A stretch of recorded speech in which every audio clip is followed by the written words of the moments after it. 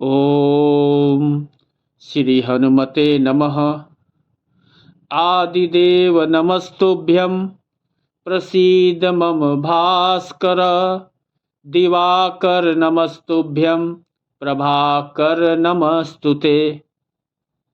आज मकर संक्रांति है, तो भगवान भास्कर को नमस्कार करते हुए हम लोग आज की भक्ति यात्रा शुरू करते हैं।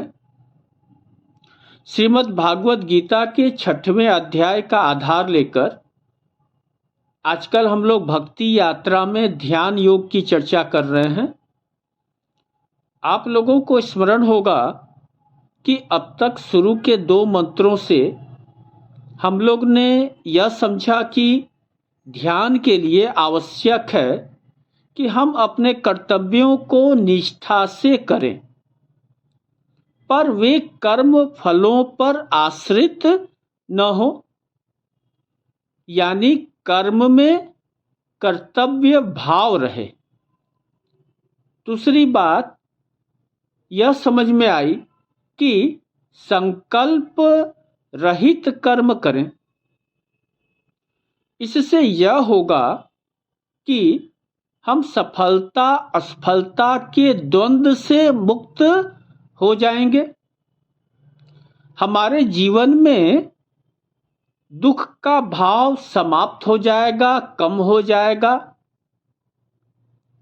क्योंकि दुखी व्यक्ति देखिए कुछ नहीं कर सकता। ध्यान योग तो बड़ी बात है। ध्यानी सदैव संतुष्ट रहता है। अब आगे भगवान श्री कृष्ण कहते हैं, आरुरुक्षोर मुनिर योगिम कर्म कारण मुच्यते योगारूढ़स्य तस्यैव समः कारण मुच्यते। यह तीसरा मंत्र हुआ अध्याय 6 का। तो इस पद में आप ध्यान दीजिए, यहाँ योग की पद्धति बताई गई कि पहले कहाँ से योग की यात्रा का आरंभ करना है, नव साधकों को कहाँ से साधना शुरू करनी है। तो भगवान कहते हैं कि मुनेर योगम कर्म कारण मुच्यते। मुनि योग से शुरू करो।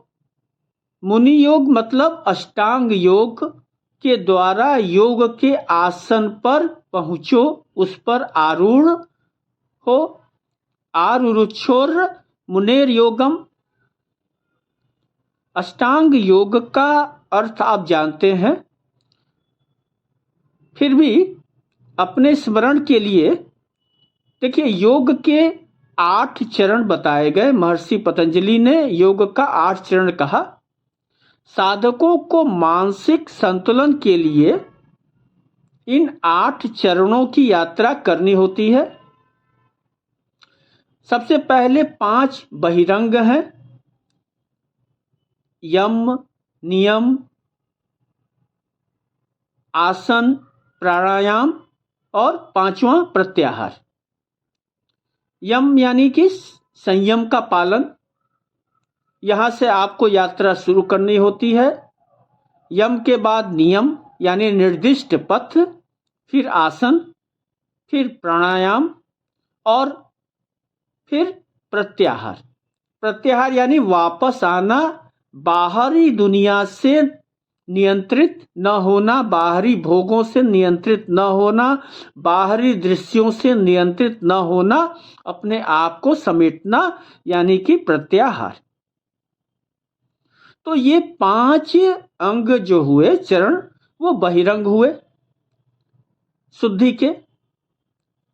अब बाहर से स्थूल रूप से शुद्ध होने के बाद 3 चरण आंतरिक स्थिति की बताई गई, धारणा, ध्यान और समाधि।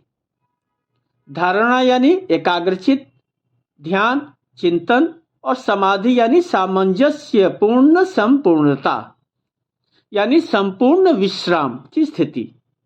जब कहीं कोई भेद न रहे, कहीं कोई द्वंद्व न रहे, सब में एकाकार, सबके साथ एकाकार। तो योगेश्वर भगवान श्री कृष्ण कह रहे हैं कि योग के आसन पर बैठने से पूर्व, योगारूढ़ होने से पूर्व साधकों को चाहिए, और वह साधक नव साधक ही होगा, नया साधक ही होगा, कि मानसिक संतुलन ठीक कर ले, यानी मुनि की योग को करके अपने को संतुलित कर ले। पर जब योग के आसन पर आरूढ़ हो जाए तब उसे क्या करना है? तो चौथे मंत्र में भगवान कहते हैं, यदा हि नेन्द्रियार्थेषु न कर्म स्वनुष्यजते सर्व संकल्प संन्यासी योगारूढ़स्त उच्यते। यानी जब व्यक्ति इंद्रियों की तृप्ति के लिए कार्य नहीं करता, किसी भी कर्म से उसकी आसक्ति नहीं होती, उसे ही सर्व संकल्पों का त्यागी समझो, उसे ही योग के आसन पर आरूढ़ समझो, उसे ही सच्चा योगी समझो। यानी कि पहले उन्होंने कहा कि योग आसन पर बैठने के पूर्व क्या करना है? तो मुनेर योगम का सहारा लेना है। फिर जब हम आसन पर बैठ गए, जब हम मानसिक रूप से संतुलित हो गए, जब हमने यम, नियम, आसन, प्राणायाम, प्रत्याहार, धारणा, ध्यान और समाधि की स्थिति प्राप्त कर ली, उसके चरणों को पार कर लिया, अब हम एक पद पर आ गए, एक स्थिति में आ गए, तो दूसरी क्रिया क्या करनी होगी? तो सर्व संकल्पों का त्याग। और यह सर्व संकल्पों का त्याग का अर्थ क्या हुआ? कि अब कोई भी कार्य इंद्रियों की तृप्ति के लिए मैं नहीं करूंगा।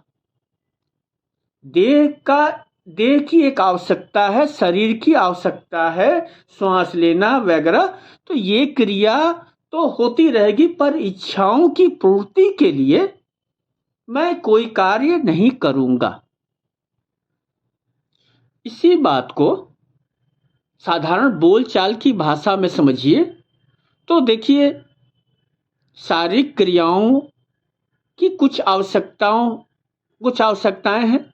जैसे भोजन चाहिए, शरीर को जीवित रहने के लिए भोजन चाहिए, तो यहाँ इंद्रियों की आवश्यकता तो है, पर वे जीवन निर्वाह के लिए है। यहाँ इच्छाएं नहीं है। ये आपका कर्तव्य हुआ, ये धर्म हुआ कि आवश्यकता अनुसार आहार ग्रहण करें। पर रसास्वादन की इच्छा हो जाए, या मैं वही भोजन लूंगा, उसे ही पाऊंगा, तो यह संयम नहीं हुआ, यह संकल्प के अधीन हुआ। तो संकल्पों का त्याग आवश्यक है। संकल्प से क्रिया होती है, और सर्व संकल्पों के त्याग का अर्थ हुआ कि सभी क्रियाओं का त्याग। लेकिन यहाँ यह ध्यान रखें कि भगवान श्री कृष्ण का आशय क्या है। भगवान कभी यह नहीं कहते कि अक्रियाशील हो जाओ, वो तो सतत आपको क्रियाशील बनाते हैं। वहां आप ध्यान दें, गीता उपदेश युद्ध स्थल पर दिया गया, युद्ध के मैदान में दिया गया, जहां की महाभारत होने वाली थी। तो सर्व संकल्पों के त्याग का आशय लें, इच्छाओं के बंधन से मुक्ति। देखिए, जड़ चेतन सब तो प्रभुमय है। अगर आध्यात्मिक दृष्टि से सोचें तो कहीं किसी से कोई भिन्नता है ही नहीं। तो संसार में एक ही तत्व है, एक ही नाता है, एक ही आशा है, तो एक ही तृप्ति हुई ना। प्रभु के पास, प्रभु के साथ, प्रभु के अनुसार होना ही योगारूढ़ की स्थिति है। उच्चतम स्थिति यही हुई। अब उदाहरण के लिए सोचिए तो गोपियों का प्रसंग आपको याद ही होगा। जब उद्धव जी समझाने आते हैं तो गोपियों ने मात्र एक ही इच्छा रखी। बहुत प्रलोभन लेकर उद्धव जी आए थे, पर गोपियों की इच्छा एकमात्र थी और वह यह थी कि श्याम का दर्शन चाहिए। मिला दो श्याम से उद्धव, तेरा गुण हम भी गाएंगे। वहां आप गोपियों की धरातल बहुत उच्च धरातल है, भक्ति की बहुत ऊंचाइयों पर गोपियां विराजमान है। और उद्धव जी संसार लेकर आए थे, संसार के प्रलोभनों को लेकर वे पहुंचे थे और उन्हें उम्मीद थी ज्ञान की, घमंड था ज्ञान का कि वे गोपियों को समझा लेंगे। लेकिन अनन्य लालसा, अनन्य भक्ति, एक भक्ति की स्थिति गोपियों की थी। और इसीलिए जब उद्धव जी सब कुछ कह लेते हैं तो गोपियां सिर्फ यही कहती हैं कि हमें कृष्ण दर्शन लालसा के अतिरिक्त कोई लालसा है ही नहीं। तो यह सर्व संकल्पों के त्याग की उच्चतम स्थिति हुई। मिला दो श्याम से उद्धव, तेरा गुण हम भी गाएंगे। मुकुट सिर मोर पंखन का, मकर कुंडल है कानों में, मकर कुंडल है कानों में। मनोहर रूप मोहन का, देख कर दिल को रिझाएंगे।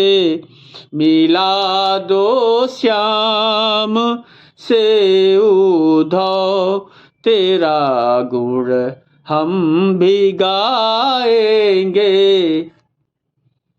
तो मूल रूप से यह समझिए कि प्रभु के साथ, प्रभु के पास होना, प्रभु के अनुसार होना ही योगारूढ़ है। अब सर्व संकल्पों का त्याग कैसे होगा? तो इसका उपाय भगवान 5वें मंत्र में बताते हैं। उद्धरे दात्मानात्मन नात्मान भाव सदायते, उद्धरेत आत्मना आत्मनाम न आत्मनाम अवसादयेत, आत्मेव यात्मनो बंधुरात्मेन रिपुरात्मनः। यानी कि आत्मा ही एव ही आत्मनः बंधु, आत्मा एव ही रिपु आत्मनः। यानी कि आप ही अपना मित्र हो। देखिए, सर्व संकल्पों का त्याग कैसे करें?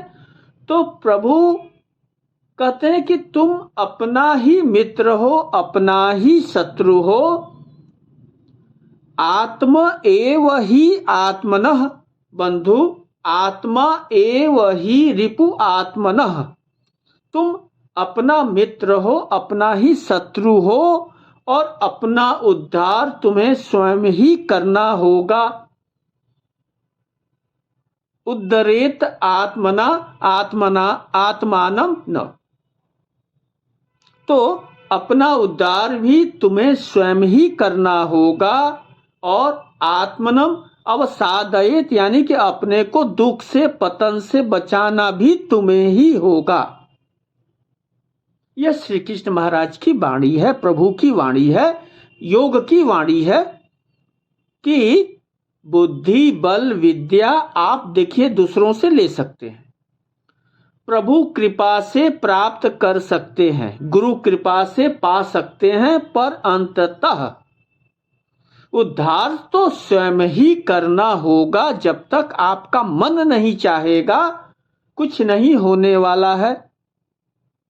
ईश्वर की सारी शक्तियां विद्यमान है आपके अंदर, पर उठना आपको पड़ेगा, जागना आपको पड़ेगा। क्यों? क्योंकि आप ही अपने मित्र हो, आप ही अपने शत्रु हो। यह सब मन का खेल है, मन का उत्पात है। संकल्पों को लेने वाला मन ही है, सर्व संकल्पों का त्यागी भी मन ही होगा। तो सर्व संकल्पों का त्याग कहां से आएगा? तो मन से। यानी कि मन में आपके अंदर यह भावना उठनी चाहिए। और यह कैसे संभव होगा? तो पहले अपने मानसिक संतुलन को ठीक करना पड़ेगा। अष्टांग योग से मन को पवित्र करना पड़ेगा, और यह मन जो है जितना जागृत होगा उतने ही उच्च भाव में होगा। देखिए, यह देह तो को आप बहुत उच्च धरातल पर नहीं ले जा सकते, क्योंकि देह की एक स्थिति है, और यह देह जो चलता है, यह शरीर जो चलता है, वह मन के अनुसार चलता है, मन के अनुसार चलता आया है, मन के अनुसार आगे चलेगा। मन, बुद्धि, चित्त, अहंकार, जिसे हम सूक्ष्म शरीर कहते हैं, ये दिखाई नहीं देते, पर पांचों इंद्रियों पर ये शासन करते हैं। और इन चारों मतलब मन, बुद्धि, चित्त, अहंकार का नेता मन है। मन को मनाना पड़ेगा। और ध्यान योग में सबसे बड़ी बात, सबसे बड़ा जोर इसी पर है कि अपने मन को कैसे नियंत्रित करें। क्यों? क्योंकि मन बहुत चतुर है। आपका मन छल करता है, आपके साथ छलिया है, कभी सामने नहीं आता। कैसे कार्य करता है? तो आप सूक्ष्म रूप से देखेंगे तो यह विचारों की श्रृंखला उत्पन्न करता है, कभी स्वतः सामने नहीं आएगा। वह विचार भेजेगा, पहले एक विचार भेजेगा, बहुत ही उच्च धरातल पर नैतिक विचार। अब जैसे मैं सामान्य एक उदाहरण लूं, तो आपके अंदर पहले एक विचार आया कि समय हो गया, भूख लगी है। तुरंत दूसरा विचार आएगा, भूख तो लग चुकी है। तीसरा विचार कि बहुत ठंड भी चल रहा है, लेकिन फल खाना चाहिए। फिर एक विचार आएगा कि ठंड में फल तो उचित नहीं होगा, कुछ गर्म। फिर होगा कि रोटी सब्जी। ये सारे विचार आ रहे हैं। देखिए, आप अगर क्रमशः अपने को देखेंगे, सूक्ष्म अन्वेषण करेंगे, तो पाएंगे कि ये कई छोटे छोटे विचार आपके अंदर आ रहे हैं। और अंततः जो आखिरी विचार है वो आपको गरम पकौड़े में तेल के पकौड़ों पर ले जाएगा और आप खा लेंगे। फिर एक विचार आ जाएगा कि देखो फिर से फंस गए, अब आगे से मत खाना। तो मन जो है बहुत ही चंचल है और बहुत चतुर है। सावधान उससे रहना है। ध्यान से ही उस पर नियंत्रित कर सकते हैं, उसकी क्रियाओं को देख सकते हैं और यह भी देख सकते हैं कि मन बाध्य कैसे कर रहा है। एक चीज और समझ ले मन की गति के बारे में। मन तर्क में जीता है। तर्क माने विचार। अतः जितने तर्क होंगे उतना ही आपका मन आप पर अधिकारी बनता जाएगा। आपको सदैव यह भ्रम रहता है कि आप बुद्धि से निर्णय ले रहे हैं। यह बुद्धि भी मन का विस्तार है। यह प्रवृत्ति है। चित्र का निर्माण यहीं से हो रहा है। एक भ्रामक व्यक्तित्व भी धीरे धीरे बन जाता है। उर्दम विशाल अहंकार। तो बाकी जो है बुद्धि, चित्त, अहंकार, ये मन के ही पीछे पीछे आते हैं और एक स्थिति ऐसी आती है कि आप कहीं नहीं दिखते। सर्वत्र आपका अहंकार, आपका मन, आपका चित्र हावी रहता है और यही दुख का कारण है। तो इन सभी विषयों पर हम लोग ध्यान योग में आगे समझेंगे, पर पहले यह समझ लें कि मन हमारा परम मित्र है, मन हमारा परम शत्रु है।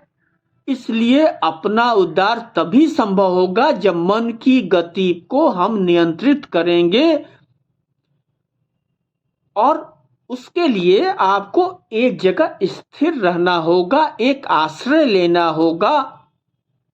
यह आश्रय गुरु ग्रंथ हो सकता है, यह आश्रय गुरु हो सकता है, यह आश्रय इष्ट देव हो सकता है, यह आश्रय आपके माता पिता हो सकते हैं। पर एक जगह आपको खड़ा हो जाना होगा, दृढ़ निश्चयी होना होगा। तो यहां से ध्यान योग की शुरुआत होती है। तो आज अब मुझे इजाजत दें। हाँ, नमस्कार।